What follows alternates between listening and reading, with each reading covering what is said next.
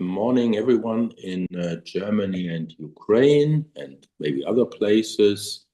We have 78 participants registered today, which is a very nice number showing the importance of today's subject. We will talk about employment law, which comprises martial law, foreign citizens, and employee reservation.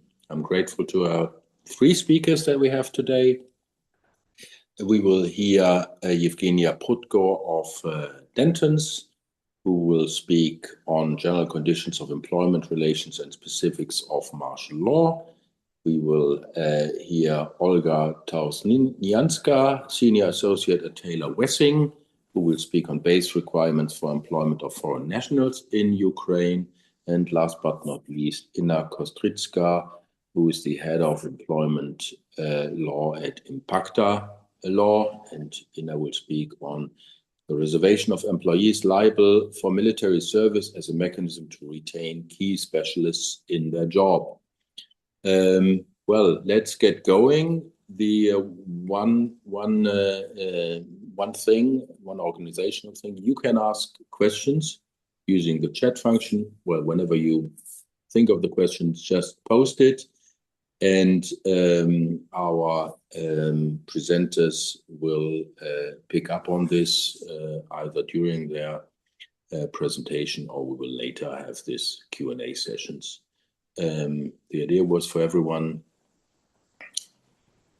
Someone says there is an echo, but maybe this is just one person. If others have a problem, please post it, and maybe this goes away when I pass the word to Evgenia Prudko. The idea is for everyone to speak 10 minutes so that we also have time for questions and answers. Evgenia, the floor is yours. Thank you, Rainer. We actually divided time a little bit differently. So I will have 20 minutes because it's basic, and then probably 10 minutes for Olga, as I understand, and yeah, our main in some regard topic for Inna, 20 minutes, like around, and questions. So I'm sharing my presentation. Please let me know if you see it correctly. We do see it. Okay, so let's start actually. Good morning, everyone. Once again, nice to have you all here today, and thank you for your time and attention to our event. My name is Evgenia Prudko. I'm a legal advisor at Dentons law firm and active, I suppose, member of the German-Ukrainian Chamber of Commerce. For many years, I served as deputy head of legal committee and committee for agribusiness. I have around 25 years of experience in advising clients, and these are mostly foreign companies in Ukraine. Today, I will be talking about general conditions of employment relations in Ukraine and specific of martial law that is applicable since 2022. As I said, my presentation will take around 20 minutes, and after all presentations, we will discuss your questions.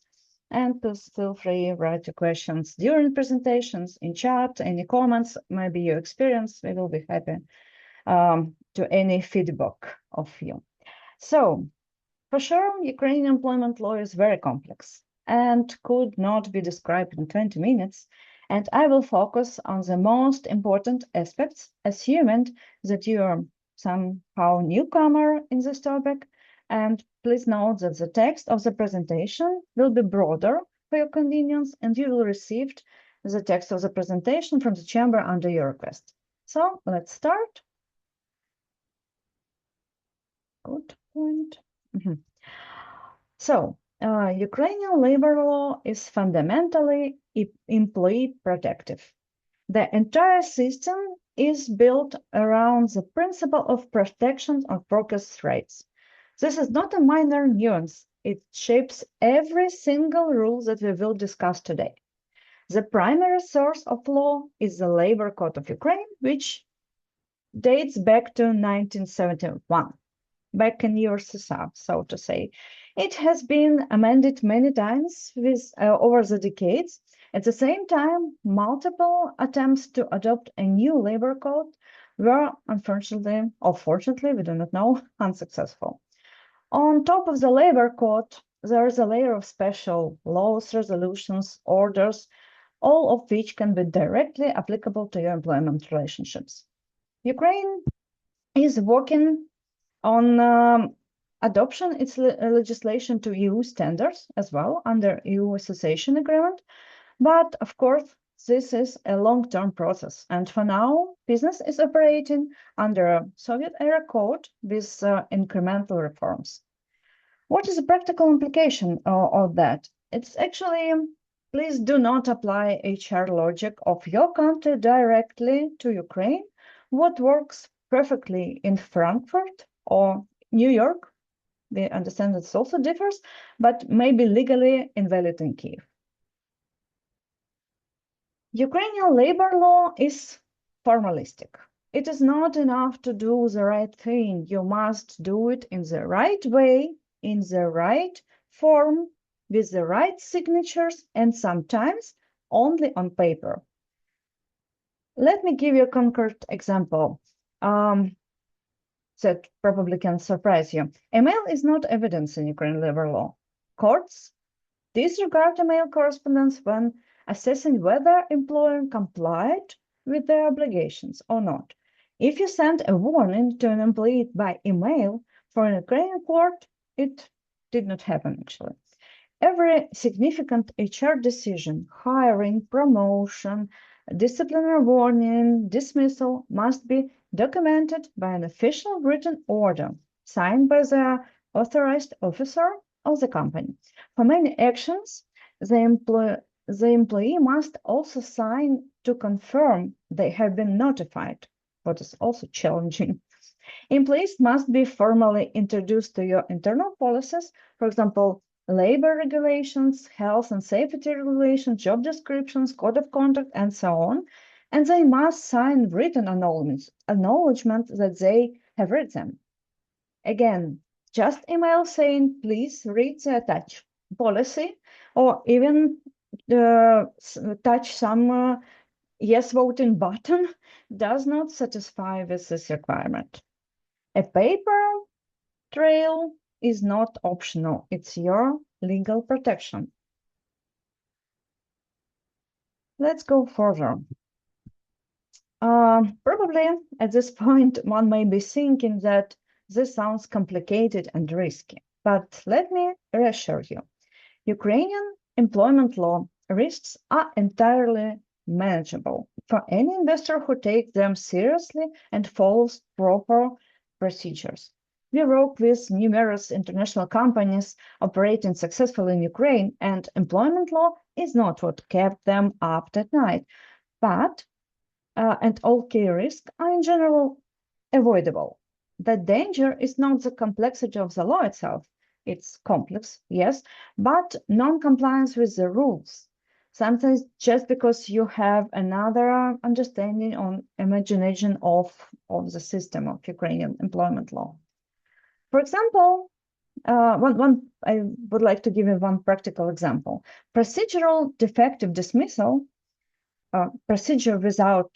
dismissal without procedures defects, even where the business reasons are completely legitimate, can result in a reinstatement of employee by court and in full back payment for the period of litigation, and that exposure can be very significant.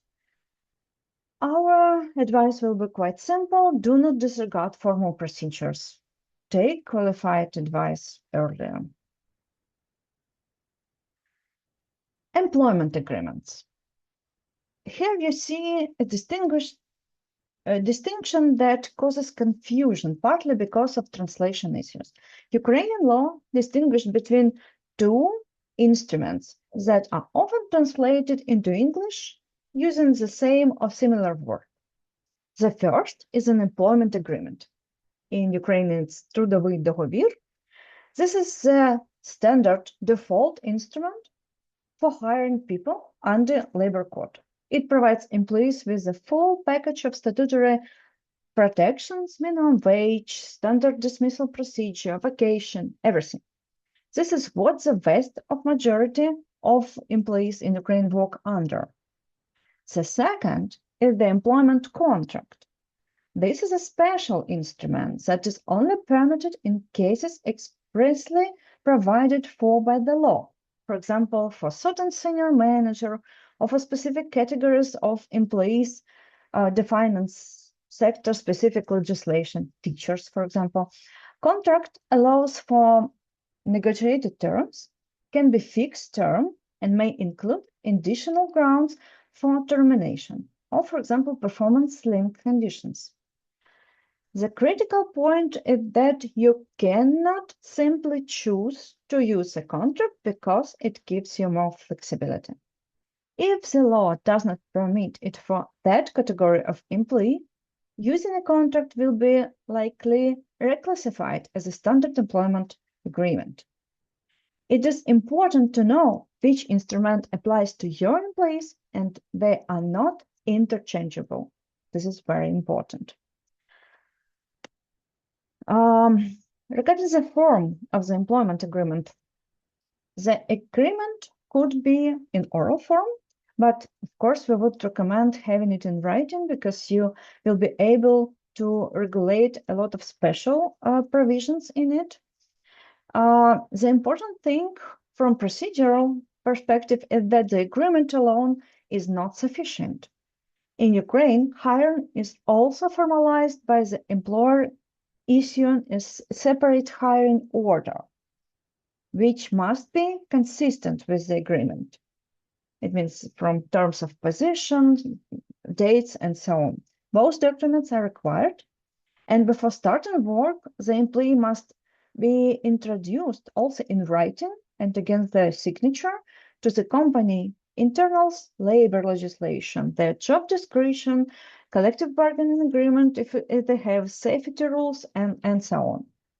Please also note that fixed-term agreements are allowed, but only in the limited circumstances defined by law, and the default is an open-ended agreement.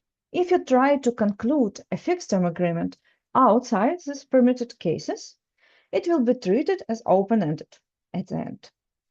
So, Western-style offer letter, however it will be detailed, is legally insufficient for hiring in Ukraine. You need the full documentation package, agreement, hiring order, policy acknowledgements, and so on. Collective bargaining agreement. We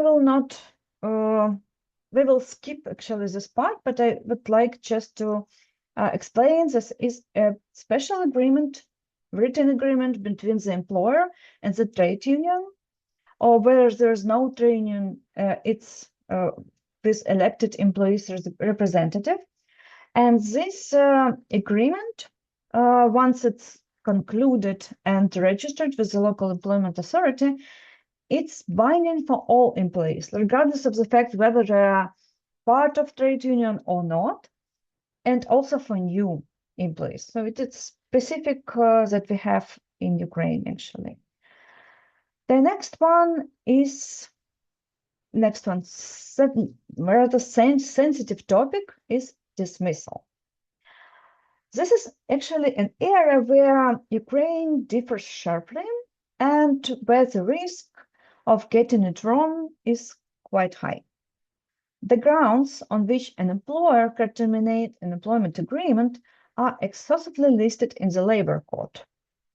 If reason for dismissal does not fall within these listed grounds, the dismissal is unlawful. The main employer-initiated grounds include, for example, liquidation of business or staff reduction, systematic failure by the employee to perform their duties, gross misconduct, unjustified absence, and so on. You should keep in mind that in redundancy, it's also a very specific procedure in Ukraine, and it deserves particular attention because it is the most commonly used ground by restructuring businesses, and the requirements are quite strict. You must give the employee at least 2 months written advance notice. Then during that period, these 2 months, you're required to offer the employee any available positions within the company that are, of course, capable of performing, but from formal perspective, you should propose everything you have. You must notify the State Employment Service in case of mass layoffs in specific cases, and upon termination, you must pay severance of at least 1 average monthly salary. Even more, if you hire for the redundant or similar position work during a year after the redundancy, you need to propose this position to previously redundant employees first. There are certain categories of employees which are absolutely protected against dismissal. Even in case of liquidation, regardless of the business reason, these are actually pregnant women with children under 3 or even 6, single mothers with children under 14, or children with disability. These all categories cannot be just dismissed.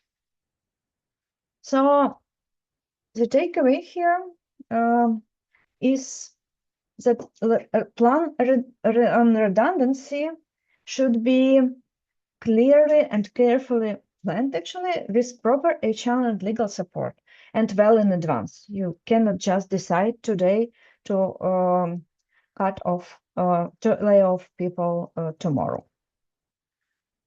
One also quite specific question. In Ukraine, it's quota for persons with disabilities. I will also not stop here in detail, but not because of not significance of this topic, only because of time limitation. Ukrainian law in general, Ukrainian law imposed a mandatory employment quota for persons with disabilities on all employers with 8 or more employees, regardless of ownership form and so on. The required quota is around 4% of the total workforce, which is this total workforce is specifically calculated, for example, and also if you have from 8 to 25 employees, you need to employ only 1 person with disability. The disability shall be properly documented. It must be main working place for this person, and the salary must be higher than minimum one, regardless if this is part-time or not, the salary which person receives. The reporting period and monitoring period is actually a quota, and if you fail to meet the quotas, you need to pay a special amount to state as compensation. So this disability quota compliance must be also factored into your workforce planning. Otherwise, non-compliance could be expensive. Labor relationship under martial law. Martial law in employment relations came into force in 2022 and, of course, has materially affected the rules. The key modifications you are seeing on the screen, actually, the main takeaways is actually that it gave more flexibility for the employers, but this is valid only during martial law. It is very important to keep in mind. Among modifications, for example, possibility to suspend an employment agreement, for example, where it is impossible to perform their work, for example, due to active hostilities, for example, where premises are destroyed or inaccessible and so on, the employer may suspend the employment agreement without terminating it. And this means that the employee retain their status and employment record, but receives no pay during this suspension period. This is a mechanism that simply does not exist in normal times. Regarding changing significant working conditions, usually it requires 2 months prior notification and employees' consent, but now it's possible in certain cases do without this. It's also valid for relocation, subject to certain conditions. Vacations are also restricted, so there is a statutory minimal vacation of 24 days, which employer is not obligatory shall provide, and actually all rules regarding vacations has been changed by martial law. Moreover, you should note that public holidays, which were previously actually day offs, like Christmas or New Year, Easter, and so on, they now considered as normal working days. Also, this martial law introduced some specific of electronic communication. It could be allowed during this period, but only if it's agreed in writing. And of course, significant impact on HR document flow and of course on business at all due to multi-conscription age men's employees, mostly men's, and we will speak about that later, with Inna. So in general, martial law provisions take precedence over the standard labor court rules, but only for as long as martial law remains in effect. This is very important. So last but not least, actually, it's Ukrainian, it's actually court review. You need to understand that Ukrainian courts review labor disputes with a built-in bias towards the employee. Whereas there is an ambiguity or doubt about the interpretation, court applies interpretation most favorable to the employee. The limitation periods are different, but mostly 3 months or 1 month, depending on the case. But what is important that courts have broad discretion to extend this period as well. So what is to take away here? That every HR decision you take must be defensible before a court. So before taking this decision, you must understand that it could be scrutinized and reviewed with a skeptical court eyes. So you need to be prepared. So let me briefly summarize. Ukrainian employment law is employee protective and formalistic. The labor code is old, but still very much alive. As the risks are manageable, but only if you take the framework seriously from the outset. I believe Ukraine offers talented and very good skilled workforce, and operating successfully is entirely achievable.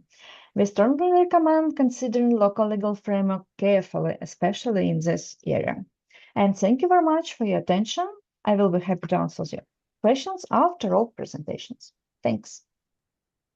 Thank you very much, Evgenia, for a comprehensive overview. And let us go over to Olga Tauzhnianska of Taylor Wessing, base requirements for employment of foreign nationals in Ukraine. Good morning, everybody. I'm glad to see you all here. I will be talking in short, only base requirements of employment of foreign nationals in Ukraine, because the procedure is quite straightforward and clearly indicated in the law. So just requirements, categories, some work permit procedures and responsibilities and non-compliance. And also I will take a step and will talk about practical approach, because it is the most important here to see what practice do we have.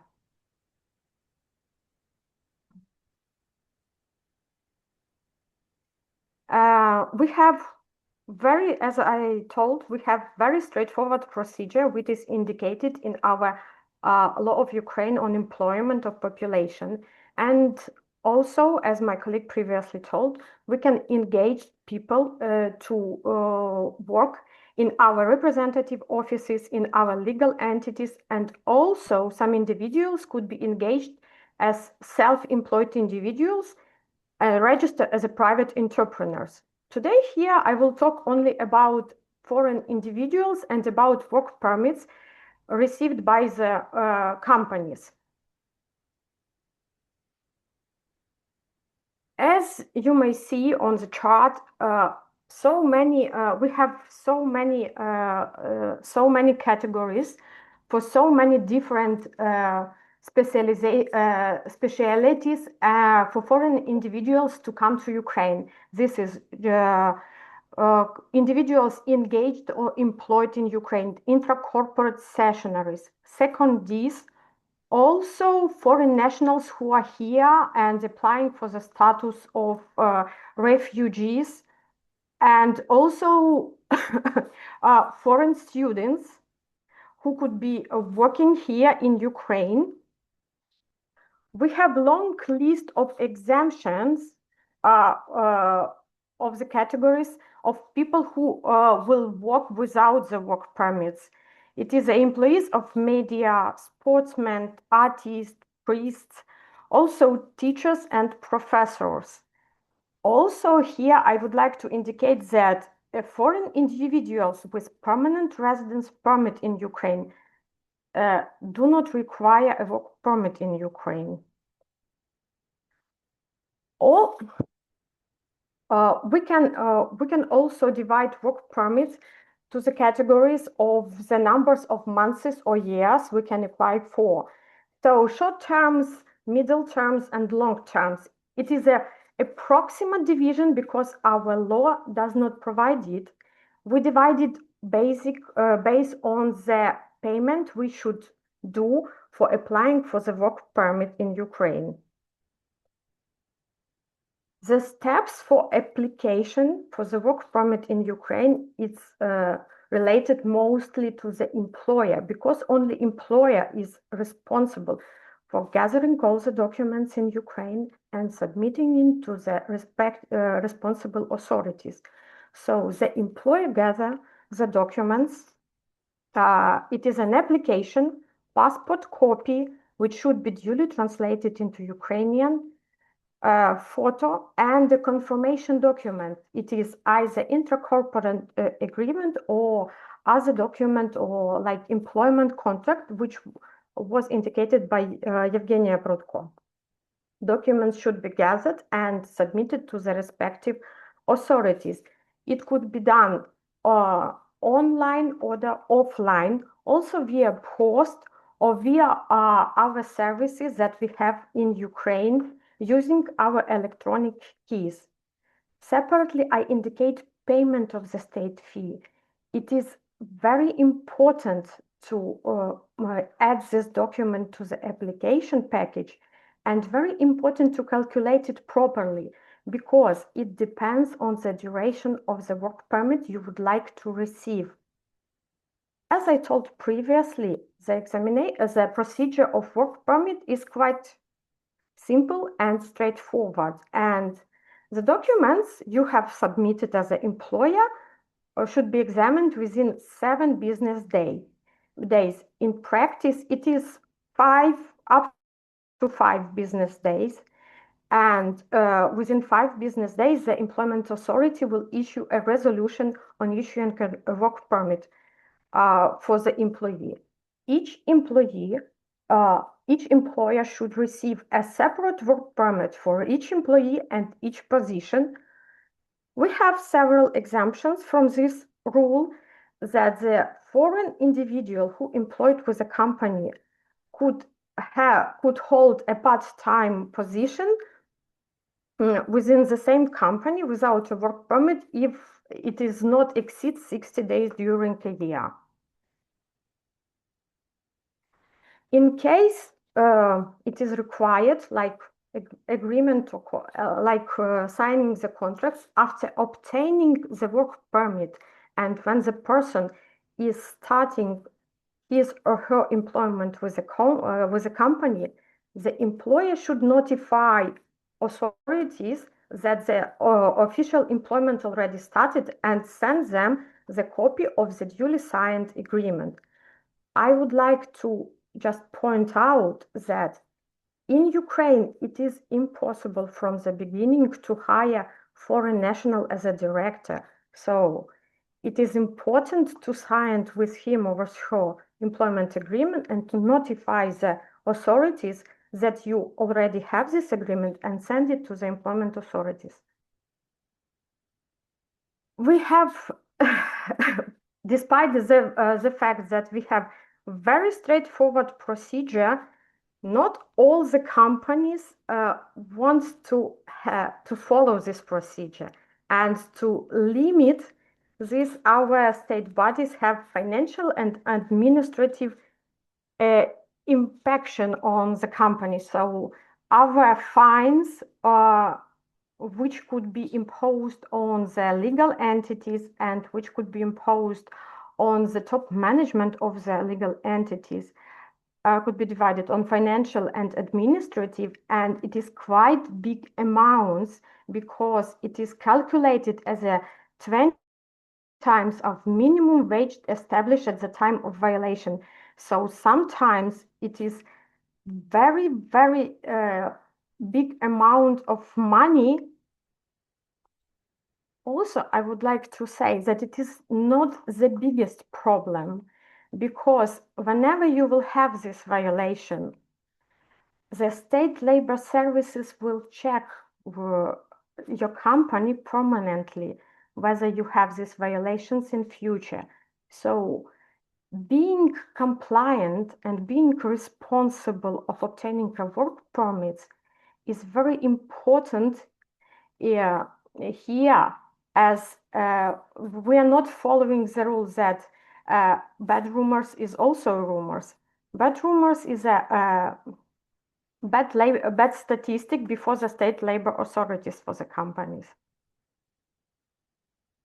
For the practical approach, it is as I told you, it is very important to follow all the procedures and to submit the full package.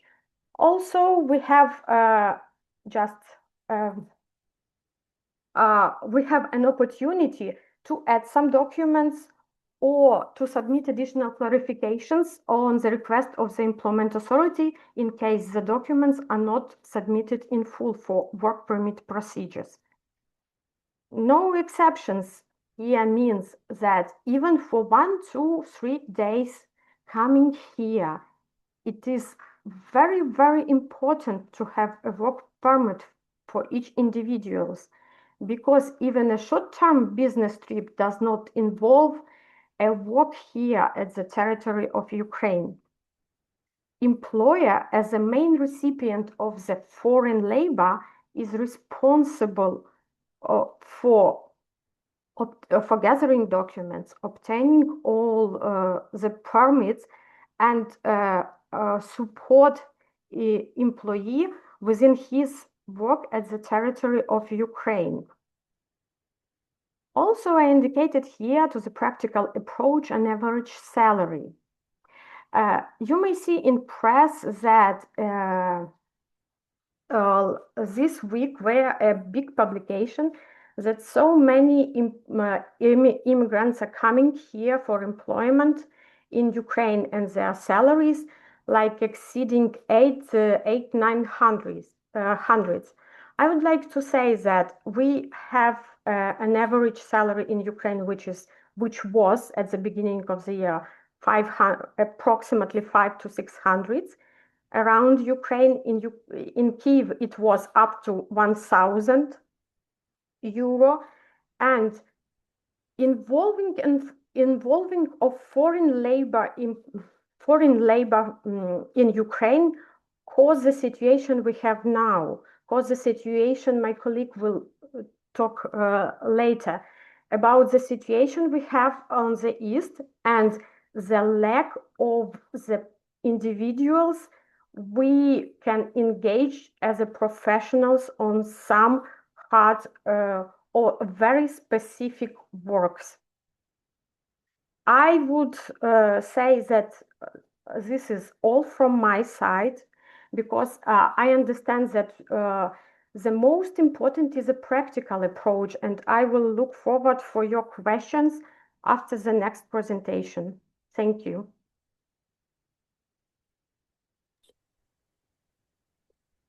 Thank you very much, Olga. Third speaker is Inna Kostrytska of Impacta Law on the huge topic of reservation of employees. Inna, the floor is yours. Thank you, Rainer. Hello to everyone. I'm happy to speak here today. Indeed, today I'm going to tell about the reservation of employees liable for military service, and it is not a purely an employment law issue.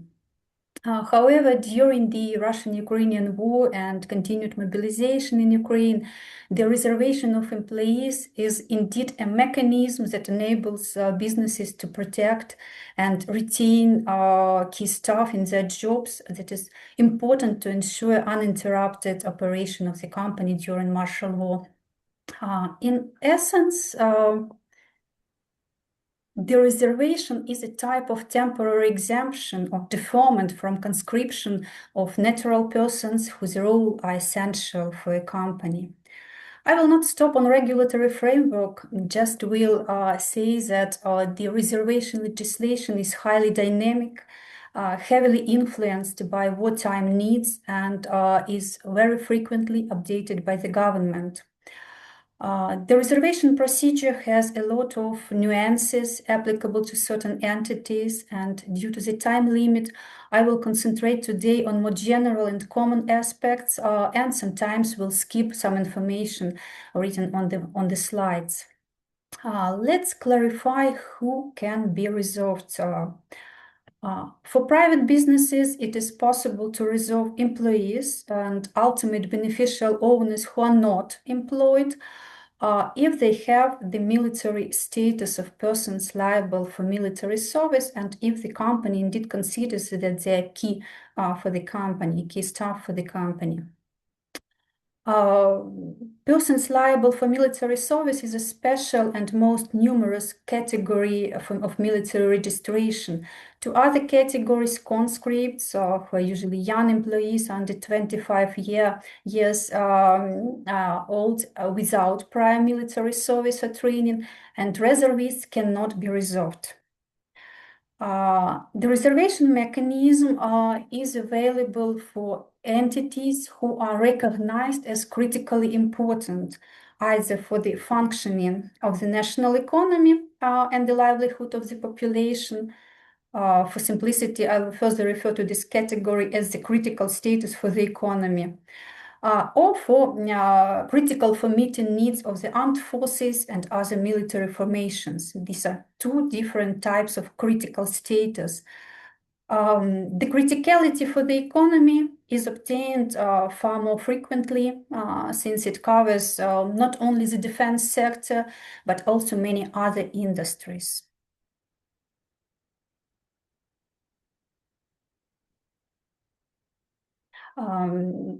Now I will talk in more detail about critical status for the economy. Businesses that can be recognized critical for the economy can be divided into two groups. The first group includes the majority of Ukrainian legal entities and also representative offices of foreign companies. Such entities have to meet 3 or more criteria established by the legislation. In certain cases, for some essential industries, for example, for some companies in the energy sector, for transportation and so on, it is necessary to meet only 2 criteria.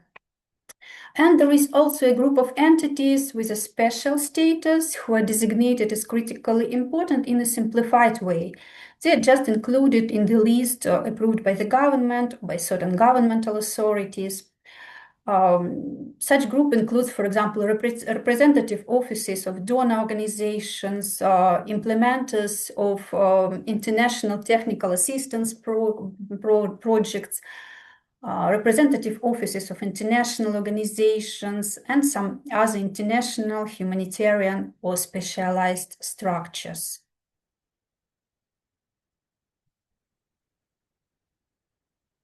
Let's look closely at the criteria applicable to businesses that cannot benefit from the simplified procedure. The government established 8 main criteria, among which the company may choose 3 criteria to be recognized as critically important. It is payment by the company in the previous reporting year of taxes for the amount of 1.5 million euro, or receiving export revenues for the amount of 32 million euro. The status of strategic importance, but usually private companies do not benefit from such status. Usually it is to the list of strategic companies included only state-owned companies. Sectoral original importance, which means that the exact criteria are established by sectoral or regional authorities. The 5th criterion, absence of tax areas. 6th criterion, average salary, which should be in the previous months not less than 2.5 times the national minimum wage. You may see the amount applicable to this year. Then it is also the status of a dear city resident. You may know that dear city is a special legal and tax regime applicable to IT and tech company. And the last criterion is the status of a provider of electronic communication services with certain level of net revenues.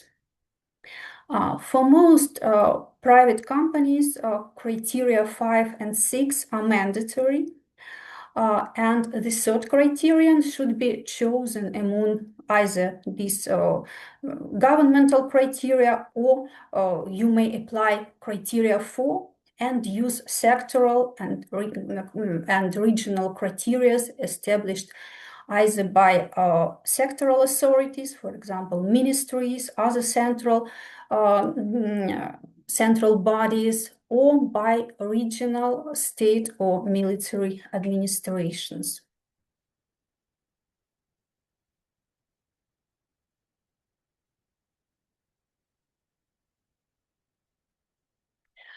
Another type of critical status which stands alone is criticality for the armed forces and other military formations. It does not require meeting 3 criteria and can only be obtained by entities having defense contracts, conducting specific defense-related activities, or providing regular charitable assistance to the army. In fact, companies operating in the defense sector can choose the pathway. They can obtain a critical status for the economy in the defense industry based on sectoral criteria of the Ministry of Defense, or they can apply for critical status for the armed forces and other military formation. Here on this slide, you can see the list of entities that can obtain the status of critical enterprise for the armed forces and other military formation. I will not read out this list due to time limits. Now let's see which authorities can grant critical status. The criticality for the national economy is granted by the ministries, by other sectoral central authorities with nationwide jurisdictions. Among the ministries, apparently the Ministry of Economy, Environment and Agriculture is the most popular, as it covers the most broad list of economy sectors. When it comes to criticality for the armed forces or other military formations, businesses must apply to the relevant central authority in charge of the military, Ministry of Defense, State Security Service, or Ministry of Internal Affairs. A critical status for the economy can also be granted by regional, state, or military administrations. They consider requests either of municipally owned entities or of all other companies, including private entities, located in the respective region and acting in the economy sectors listed on this slide.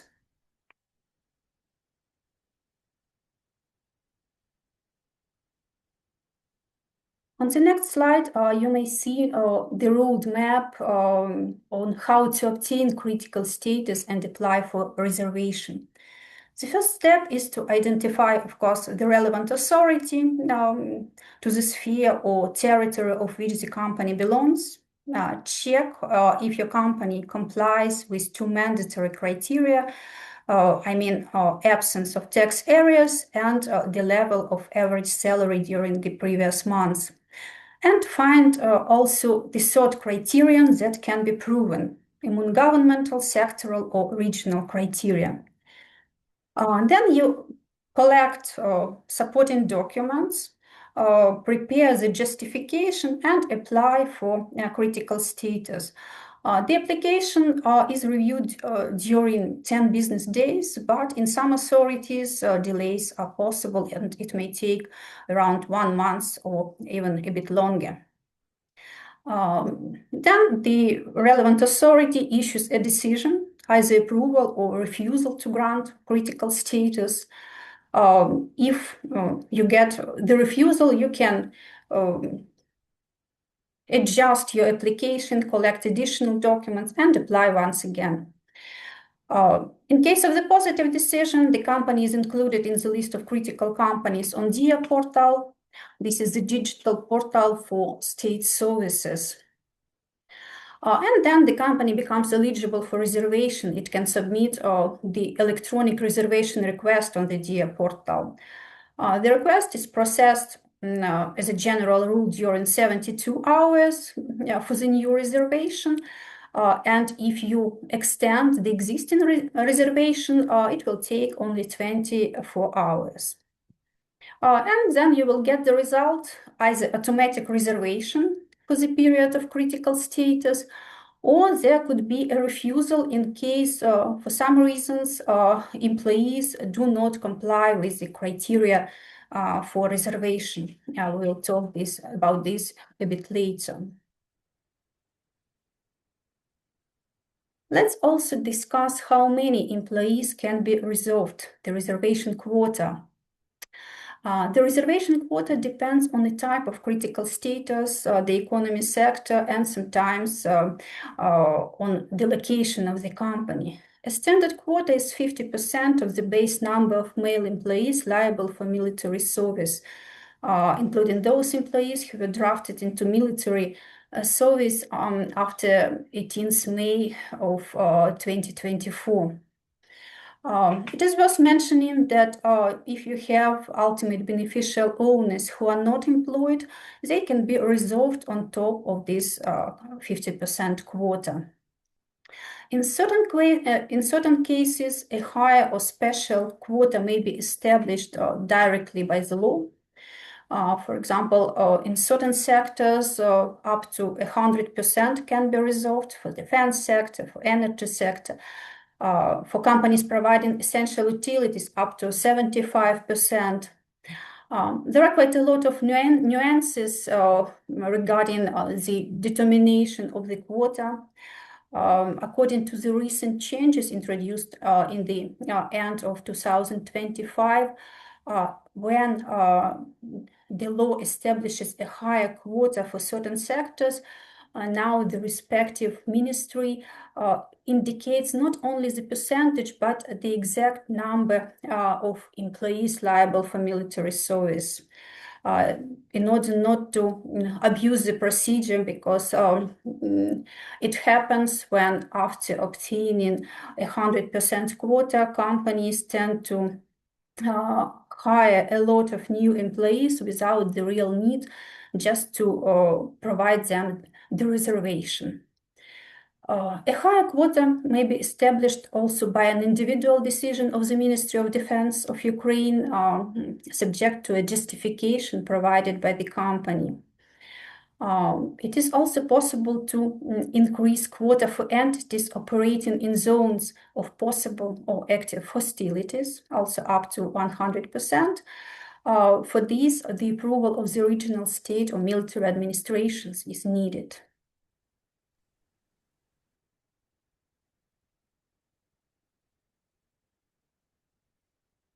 And here we'll talk about conditions for reservation.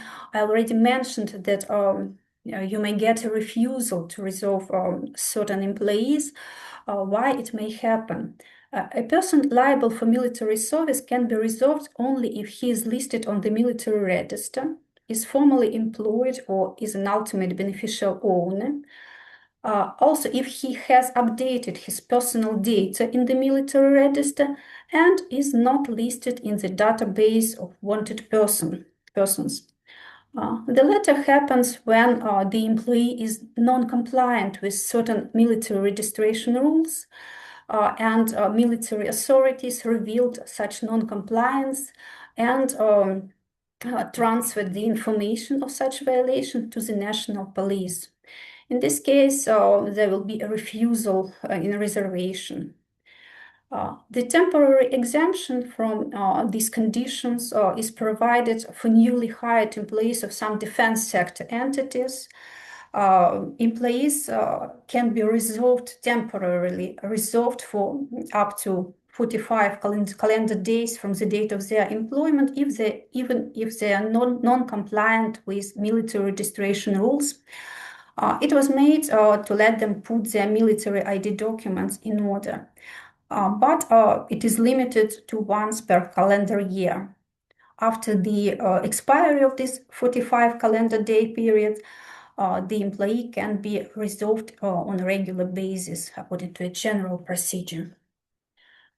I also would like to point out to the salary requirement applicable to all reserved employees. The salary accrued to each employee, who was reserved by the company, must be not less than 2.5 times the national minimum wage. In 2026, it is 21,617 hryvnias and 50 kopecks. This should be complied with during each month of reservation. And my last apparently slide, it is related to check conducted by the authorities which granted a critical status.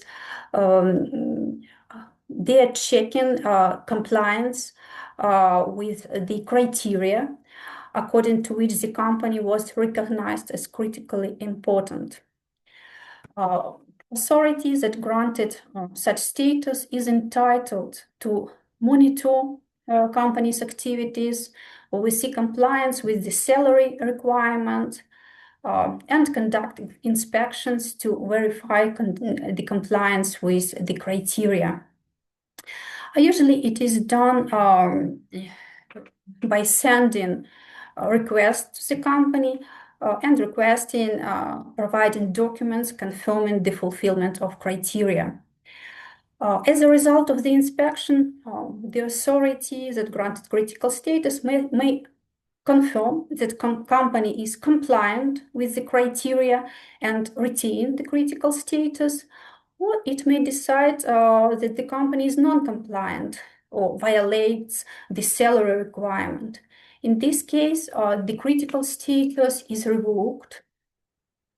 And usually if you just was not able to prove the fulfillment of criteria, you can apply for critical status once again when you get the decision on its cancellation.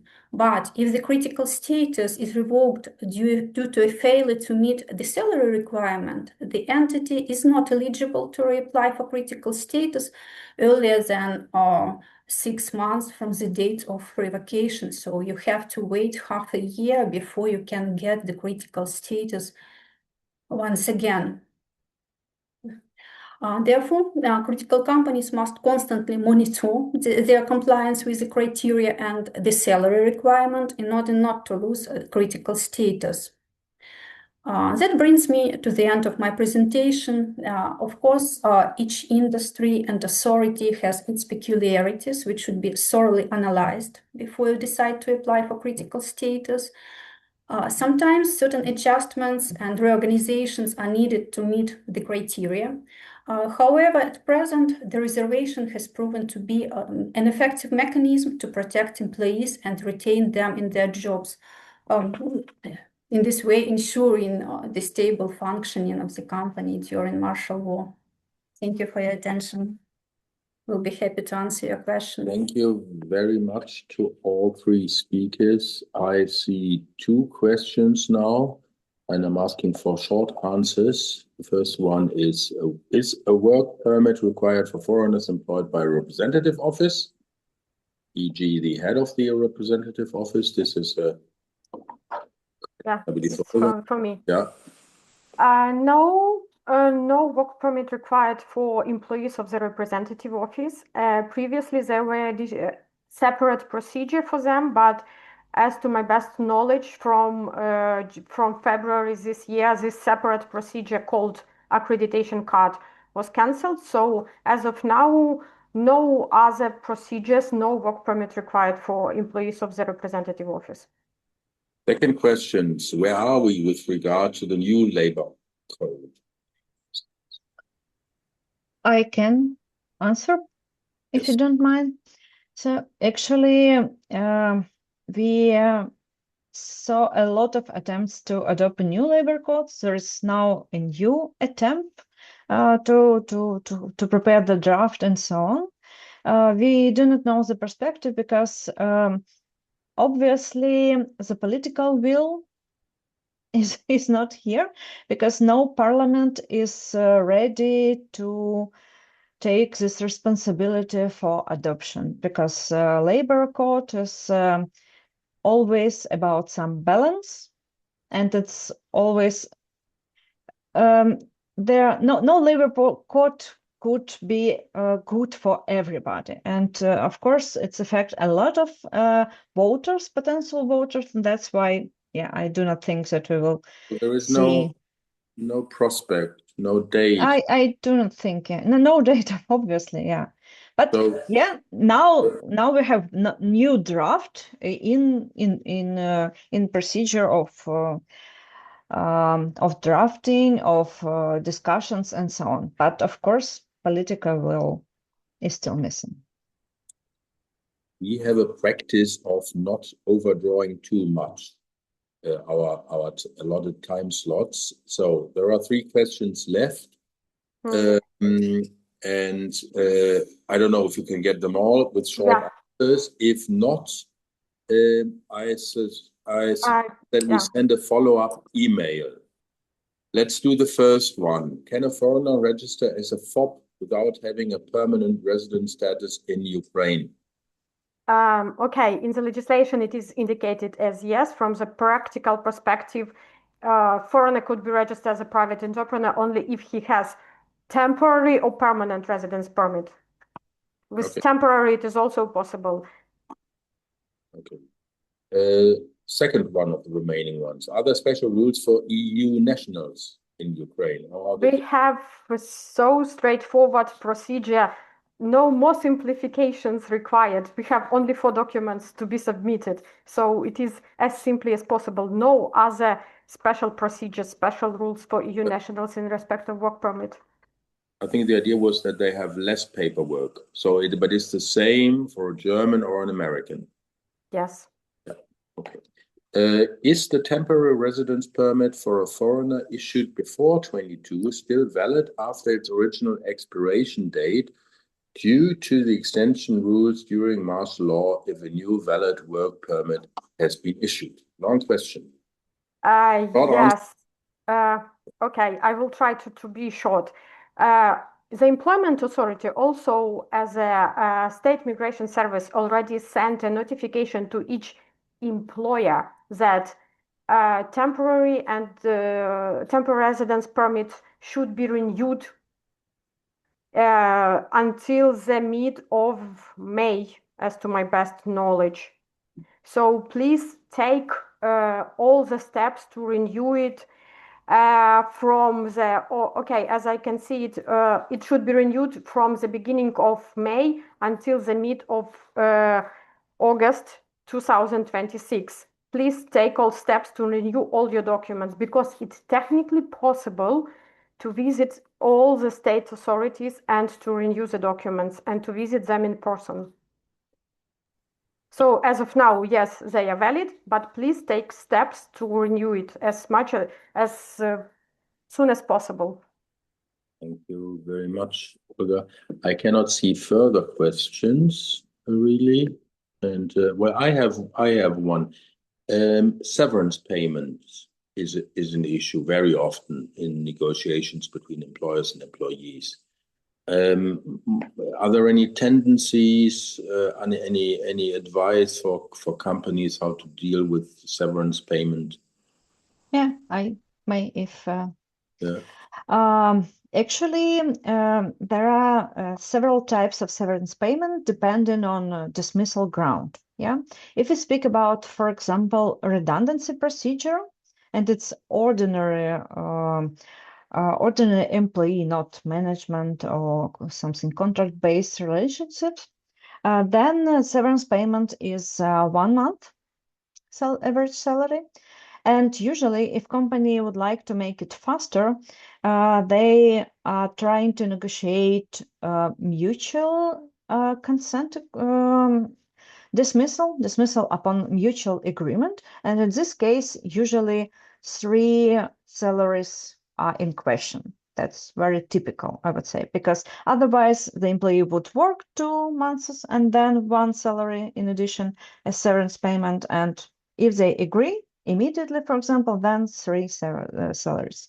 If we speak about managers, for example, about the director, it's very important to understand that if you do not have an employment contract with a director and you cannot terminate the director based on this employment contract, the severance payment for termination could be not less than 6 average monthly salaries could be a really significant amount in case with management. So conclude employment contracts. Thank you very much. Well, Andreas Knoll says, very well done, dear colleagues. Thanks a lot. That's a colleague of yours writing. I would say the same. Thank you very much, Evgenia, Inna, Olga, for this excellent webinar.